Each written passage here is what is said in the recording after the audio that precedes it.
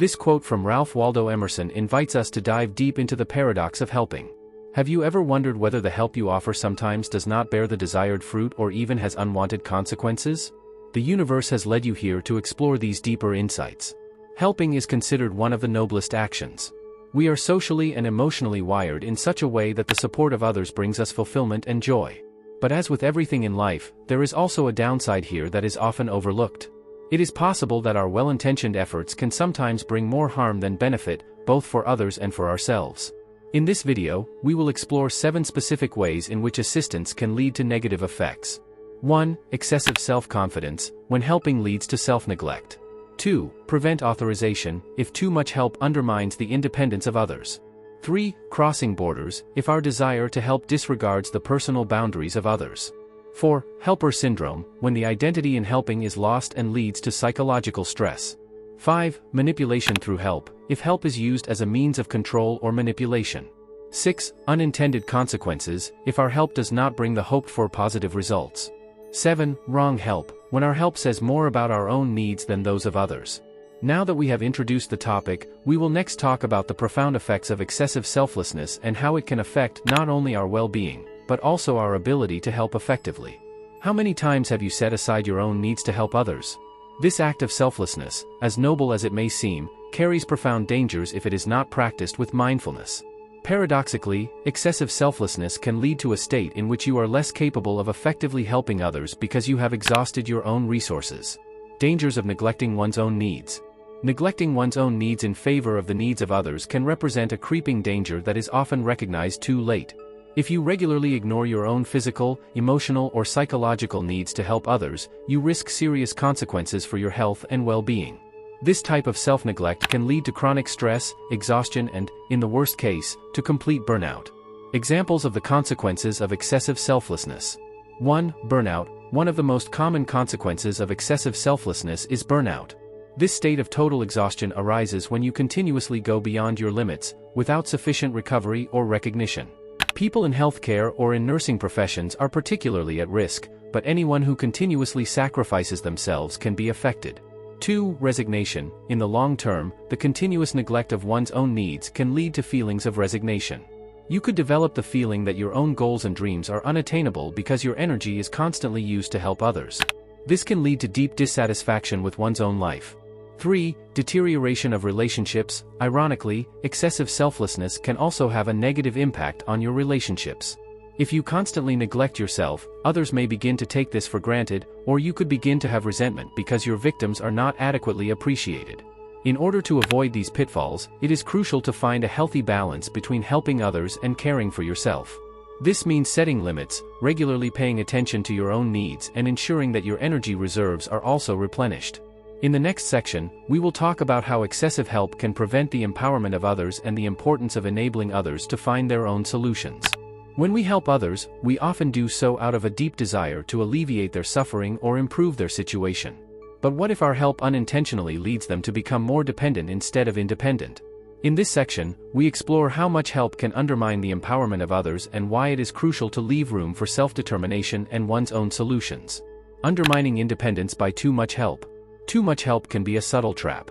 If we constantly intervene and solve problems for others, we deprive them of the opportunity to develop their own skills and gain confidence in their own solution strategies. This can lead to a state in which those in need of help are in a permanent dependence on external support, which impairs their ability to self-determination and personal development. Examples of the negative effects of excessive help. 1. Parents and children. A classic example is the helicopter parents phenomenon, in which parents intervene so strongly in the lives of their children that they have difficulty developing independence and self-confidence. Children who have never learned to deal with challenges can struggle with independence and resilience in adulthood. 2. Charity work. In humanitarian aid, the continuous provision of resources without the involvement of local communities can lead to these communities remaining dependent and not developing sustainable methods of self-help. The importance of giving others the opportunity to find their own solutions. It is crucial to find a balance between support and empowerment. Here are some approaches to how this can be achieved. Capacity building. Instead of specifying solutions, work to strengthen the skills of others so that they can master their own challenges in the long term. Empowerment promotes self-confidence and independence by providing resources, education, and support that empower people to make their own decisions and solve their own problems. Participatory approaches. In every form of help, the focus should be on actively involving those affected in the problem-solving process. This not only promotes independence, but also a sense of personal responsibility and pride. By giving others the tools and confidence to develop their own solutions, we not only promote their independence, but also a more sustainable and profound change. Next, we will look at the problems that arise when we cross personal and interpersonal boundaries when helping. Helping is a virtue driven by compassion and empathy. But even in these noble aspirations, it is crucial to recognize and respect clear boundaries. In this section, we deal with the importance of borders in the context of helping and the potential conflicts that can arise if these boundaries are ignored. The importance of borders in helping. Limits in the context of helping are essential to ensure that both the helpers and the recipients benefit from the interaction and are not harmed. These boundaries help to protect the well-being of all parties involved and ensure that the help remains effective and respectful. They also serve to preserve the autonomy of the individual and to avoid dependencies that can result from excessive interference. Consequences of ignoring borders. 1. Personal conflicts. If helpers do not recognize or respect their own limits, they can feel overworked and exploited. This can lead to resentments that affect both their own health and their relationships. 2. Interpersonal conflicts. Crossing borders can also lead to discomfort and conflicts for those who receive help. People can feel overwhelmed or controlled, which is the opposite of the intended effect of assistance. 3. Loss of self-determination. If helpers constantly cross boundaries, this can lead to aid recipients staying in a passive role in which they rely on external help instead of developing and implementing their own solutions. How to effectively set and respect boundaries. Communication is the key. It is important to communicate openly and honestly about your own limits and the needs of others. This creates a basis of understanding and respect. Allow independence. Promote independence by offering support that aims to empower others to act independently instead of solving problems for them. Be aware of feedback. Pay attention to the verbal and nonverbal feedback from those you support. This can help you recognize whether you may be crossing boundaries. Practicing self-reflection. Regularly check your motives when helping. This can help you to better align your actions and ensure that you help for the right reasons and do not project your own emotional or psychological needs on others. By learning to set and respect boundaries, we not only protect ourselves and others, but also ensure that our assistance has the greatest possible positive effect. Next, we will investigate the phenomenon of helper syndrome and how it can affect those who regularly help others.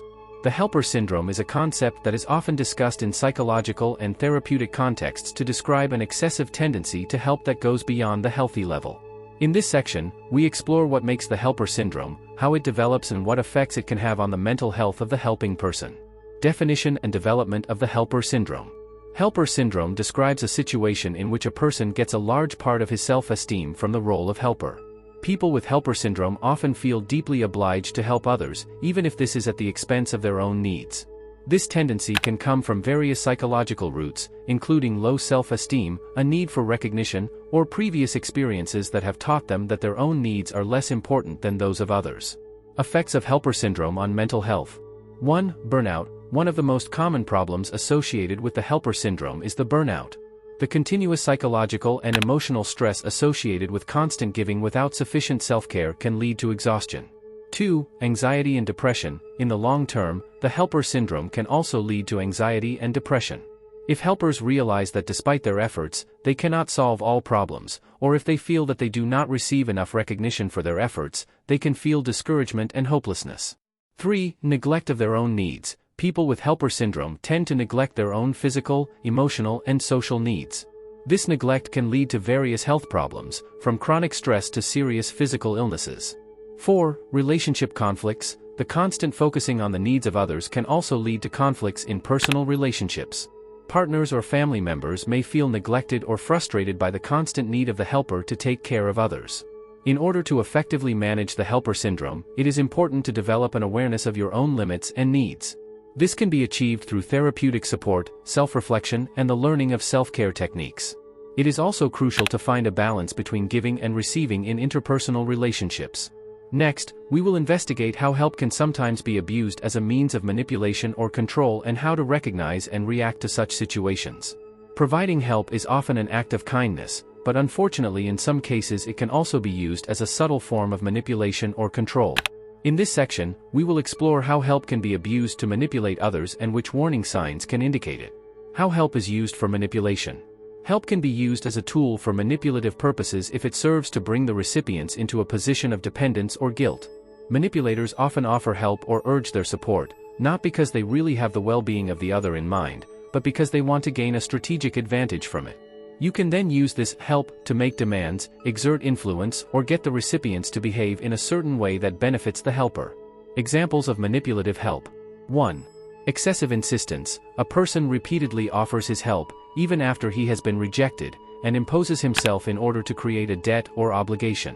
2. Conditional help. Help is offered, but linked to conditions that favor the helper.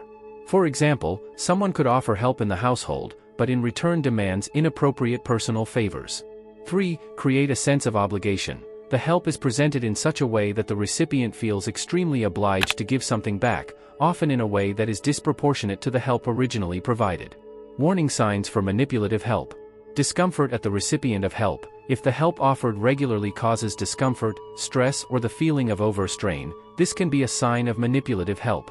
Unbalanced reciprocity. Pay attention to whether the relationship is strongly unbalanced, with a person who constantly gives, or pretends to give, and another who feels compelled to constantly receive and repay.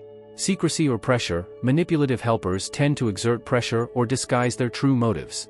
They can exert pressure or apply emotional abuse to achieve their goals. It is important to be aware of these dynamics and to actively take steps to recognize and address such patterns in relationships. Setting clear boundaries and promoting open communication can help prevent manipulation through help and promote healthier relationships.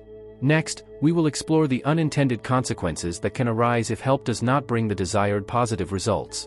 Help is often well-intentioned, but the results can sometimes be unexpected or even harmful. In this section, we discuss various situations in which help does not have the intended positive effects and emphasize the importance of a careful assessment of the potential consequences of each assistance. Situations with unintended consequences. 1. Overprotection. By continuously helping someone and solving all problems for them, we could unintentionally undermine their ability to develop self-confidence and act independently. This overprotection can lead to a dependency in which the person feels insecure about making their own decisions or overcoming challenges without help. 2. Cultural inappropriateness. In cross-border or intercultural aid situations, what is considered helpful in one culture can be perceived as inappropriate or disrespectful in another. This can lead to misunderstandings and tensions and worsen rather than improve the situation. 3. Exacerbation of existing problems. Sometimes help offered without a complete understanding of the underlying problems can actually exacerbate these problems. For example, offering financial assistance without strategies for the sustainable improvement of the economic situation can lead to recipients remaining in a cycle of dependence. Importance of assessing the impact of assistance. In order to avoid unintentional negative consequences, it is crucial to carefully weigh the potential consequences of any assistance. Thorough needs analysis. Understanding what the person or community really needs is the first step to help effectively. This often requires a thorough analysis and the involvement of those affected in the planning process. Consider long-term effects. Assess not only the short-term effects of your help, but also the long-term consequences. Make sure that your support empowers recipients and does not make them dependent in a way that hinders their long-term development and independence. Feedback and customization. Be open to feedback from the help recipients and ready to customize your approaches accordingly. This helps to ensure that your help is as effective and customized as possible. By taking these factors into account, you can reduce the likelihood that your help will lead to unintentional negative results. Next, we will look at how help is sometimes offered in a way that says more about the needs of the helper than those of the recipient. In our endeavor to help, it is crucial that we ask ourselves whether our help is really in the best interest of the other person or whether it primarily serves our own needs. This chapter sheds light on the differences between real and false help and emphasizes the importance of reflecting on one's own motives when helping. Real help versus wrong help. Real help is selfless and tailored to the needs of the recipient. It respects the autonomy of the recipient and aims to improve his situation without expecting anything in return. Wrong help, on the other hand, although it is often masked as help, can actually correspond more to the needs or wishes of the helper. It can be manipulative by pushing the recipients into a guilt or dependence, or it can simply be a means for the helper to feel better or superior. Examples of wrong help. 1. Helping as a means of self-enhancing. Sometimes people help to increase their own self-esteem or to get recognition from others. In such cases, the help can say more about the helper and his needs than about the actual needs of the recipient. 2. Help to exercise control. In some relationships, help can be used as a means to exercise control or power over another person. This is particularly problematic in unequal power relations, as they sometimes occur in family or romantic relationships. Reflection on the motives behind one's own help. To ensure that your help is real and effective, it is important to reflect on your motives regularly. Practicing self-reflection. Take time regularly to think about your reasons to help. Ask yourself if you really act in the best interest of the other person or whether perhaps unconscious needs or wishes influence your actions. Search for feedback. It can be helpful to seek feedback from those you help or from third parties. This can help you get a better understanding of how your help is perceived and whether it is actually useful. Follow ethical guidelines. In professional contexts, such as social services or psychological counseling, compliance with ethical guidelines can help ensure that the help is in the best interest of the client. By understanding the differences between real and false help and regularly reflecting on our motives, we can ensure that our assistance is both honest and effective. Next, we will look at how you can build a supportive environment that supports you in your efforts to help effectively. We have undertaken a profound journey through the complex facets of assistance, exploring how it can have both a positive and negative effect. In this final chapter, we summarize the most important findings and offer concrete tips on how you can help without harming yourself or others. In addition, we call for the development of a more conscious understanding of the way we provide help. Summary of the most important findings. 1. Avoid excessive selflessness. Be careful not to neglect your own needs. Healthy self-care is crucial to avoid burnout and to be able to help effectively in the long term. 2. Promote empowerment instead of dependence. Help should aim to strengthen the independence of the recipient, not to bring him into a dependency. Authorize others by enduring them to develop their own solutions. 3. Respect boundaries. Both your own limits and those of others are important. Make sure to recognize and respect these limits in order to make relationships healthy and help effective. 4. Be aware of your motives. Reflect regularly on your motivations to help. Make sure that your help is done for the right reasons and does not serve as a means of self-evaluation or control. Sharpen your awareness of your own help. Take time to regularly rethink your approaches to help. Ask yourself if they are really in the best interest of the recipient and what long-term effects your help could have.